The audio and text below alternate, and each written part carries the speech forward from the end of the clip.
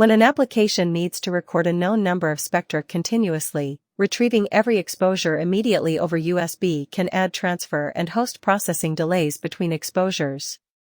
Auto batch mode lets you define the number of spectra in advance.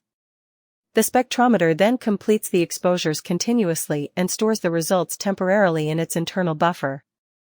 After the entire batch is complete, the computer retrieves the data as needed.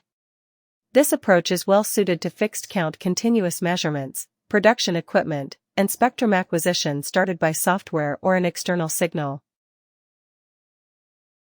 Think of batch mode as a collection container whose capacity is set in advance.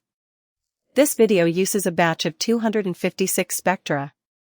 Before acquisition begins, the application specifies the target count for the batch.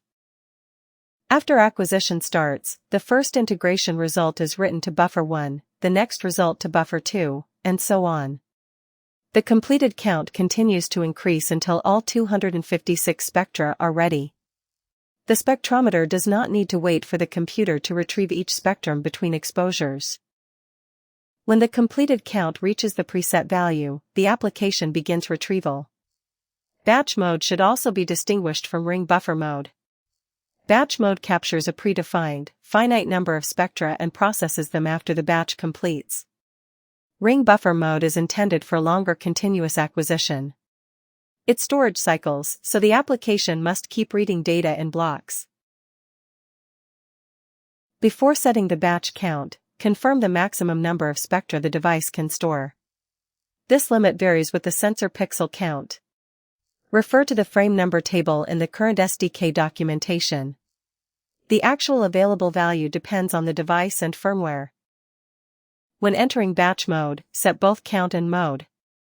Count is the number of spectra planned for this batch. When mode equals 0, acquisition starts immediately after set batch mode is called. This is suitable for software control, and it is the mode used in the main Python example. When mode equals 1, the device waits for the falling edge of a hardware signal. Acquisition begins when the signal changes from high to low. When mode equals 2, the device waits for the rising edge of a hardware signal. If multiple devices must start from the same external event, select a falling or rising edge according to the hardware design. The complete workflow begins by connecting to the device. After obtaining a valid handle, read the frame size, allocate the wavelength and spectrum intensity arrays, and retrieve the wavelength data. Next, refer to the SDK frame number table and confirm the maximum storage count for the device and firmware. Then set the integration time, the batch count, and the start mode. After calling set batch mode, repeatedly use check trigger done to track the completed count and current status. Begin retrieving data only when the status indicates completion and the completed count equals the expected count. After the data is ready, choose a retrieval method that fits the application.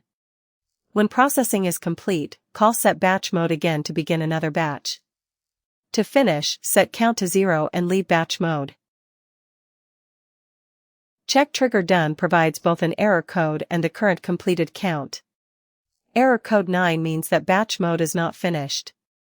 Wait briefly, then query the status again. Error code 0 may mean the mode is ready, or it may mean the entire triggered batch is complete. Do not rely on the error code alone. The safe completion condition is error code 0 and a done count that equals the expected count. Error code 10 indicates a timeout, and batch mode must be configured again. For any other unexpected return value, stop retrieval and handle the result according to the SDK error codes. After the batch is complete, the first method retrieves one spectrum at a specified index. Use getTriggerData, or check done and getTriggerData as shown in the example. The second method uses getTriggerData all to retrieve every spectrum in the batch at once. The result is a two-dimensional data set whose dimensions are spectrum count by frame size. The Python example in this video uses this method. The third method uses getTriggerDataBlock. Starting at start index, it retrieves the specified number of consecutive spectra. The fourth method uses getTriggerDataAllAverage to return the average of the entire batch directly. Choose all spectra or a block when every original result must be preserved. Use the average when only one representative spectrum is required. The Python example first uses Python example auto general to connect to the device, obtain the handle required by later API calls, and read the device information. Next, read the valid frame size, create the wavelength array, and retrieve the wavelength corresponding to each spectrum point. Set frame number according to the SDK table, then immediately read back the value actually applied. The example sets the integration time to 1000 microseconds, which is 1 millisecond, and captures 256 spectra. Use separate batch mode and retrieve mode variables for the trigger and retrieval methods so their purposes remain clear. Set batch mode to 0 so acquisition begins immediately after the command. Set retrieve mode to 2 so all spectra are retrieved together later. Check the return value of every SDK call, and stop subsequent operations if an unexpected error occurs. After entering batch mode, the program uses an unsigned integer done count to query the current state, and passes its address to the SDK by reference. Continue polling when status equals 9. When status equals 0, also verify that done count has reached expected count. If the count is incomplete, keep waiting. Report a timeout when status equals 10. When the batch is complete, the example uses getTriggerData_all. First allocate a contiguous float receiving buffer sized as frame size times 256, then pass it to the SDK for writing. After the data is written, convert it into a two-dimensional number py array with 256 rows and frame size columns. The shape must match the batch count and the number of valid spectrum points. Finally, use matplotlib to plot all 256 spectra against the same wavelength array.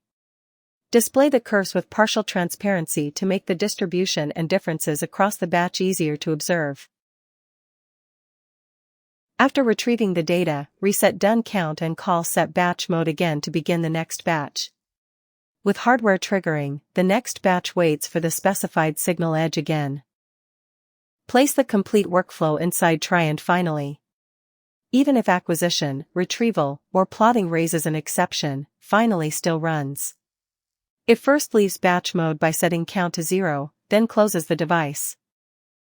Batch mode spectrum data remains available until batch mode is exited or configured again, but the application should still retrieve it promptly after confirming completion.